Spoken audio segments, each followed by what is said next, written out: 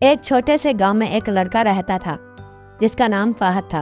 वो आम लड़कों से मुख्तलिफ था क्योंकि वो दुनिया में नजर नहीं आता था। उसकी पैदाइश से ही वो गायब था। लोग सिर्फ उसकी आवाज़ सुन सकते थे, चीज़ों को हरकत करते देख सकते थे, लेकिन उसे देख नहीं सकते थे।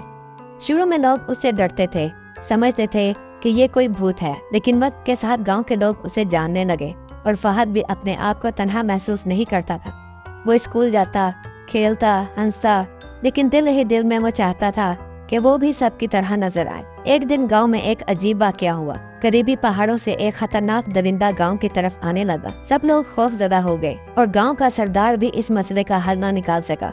फहद ने फैसला किया कि वो इस खतरे को रोकने की कोशिश करेगा। फहद अपनी गैर मरी ताकत का इस्तेमाल करते हुए पहाड़ों की तरफ रवाना हुआ। रास्ते में उसे कई मुश्किलात का सामना करना पड़ा, लेकिन उसका हौसला बुलंद था। उसे दरिंदे की गार मिली जहां वो सो रहा था। फहद ने चालाकी से दरिंदे को परेशान किए बगैर गार में जाल बिछाया और फिर गांव में वापस आकर लोगों को बुलाया।